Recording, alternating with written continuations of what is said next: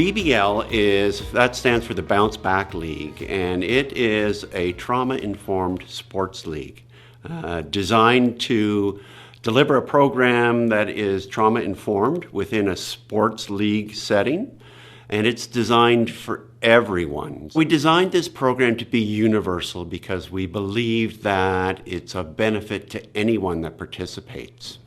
And it's especially about benefit to those that have suffered some kind of trauma in their life.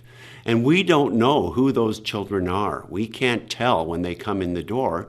So this way, we give this benefit to everyone that participates. We're bringing new resources, new networks, and new community agencies all working together, encompassed in one program that's teaching children and youth new social skills, resiliency skills, and also helping them learn how they can detect the good stresses and the bad stresses in their lives and how they themselves can control it, not only physically, but emotionally and physiologically, and then also taking these social skills and embedding them in the rest of their life and any challenges that they might have.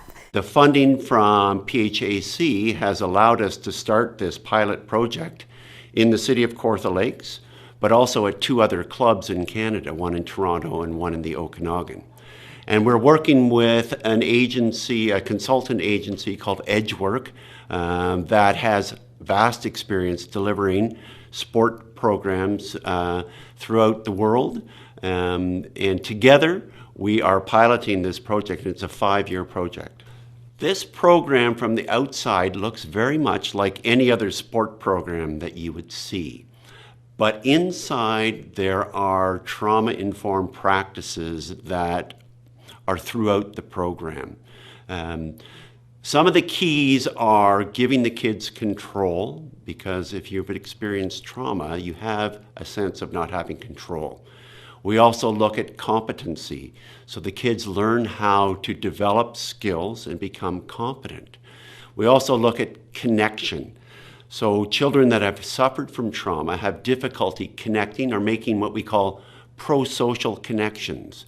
So we work on that. We also look at contribution. So being part of a team, you obviously have a lot to contribute, and your teammates count on you and you can count on your teammates. It's a safe physical and emotional space for everyone, not only the staff, but the participants, the children and their family members. And then also relationship building, and this is what it's about, having that support, having someone you can trust, knowing that there's consistency and reliability, that knowing every week at this time, I know that I will see that staff. I have one girl in particular, when she started with us, whenever she would get upset, she kind of shut down. Or would suppress, and you could tell that something was bothering her, but she was like, no, I'm fine, I don't want to talk about it. But now it's the complete opposite. She'll be like, Ikram, can you believe that this is what happened to me today, and blah blah blah. So she wants to talk about those things more and kind of like talk about the way she handled it. Throughout a couple of our sessions, actually, we talk about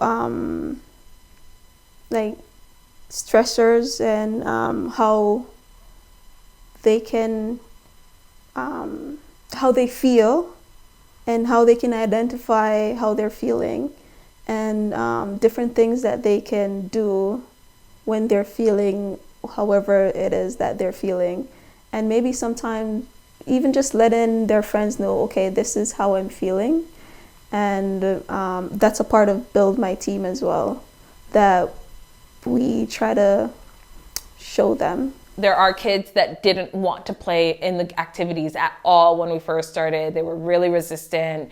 They thought it was silly, especially the team time at the end, where now I see them running the conversations. You hear that conversation continue in the hallways as they come out of the gym, which is, I think, what the program is really about, is those conversations that happen after the fact. I honestly did not expect them to be that open at that time, but they were open and they spoke about how they were feeling, and some of the things that they have tried, some of the things that does not work for sure, and they were willing to hear other things that they could try.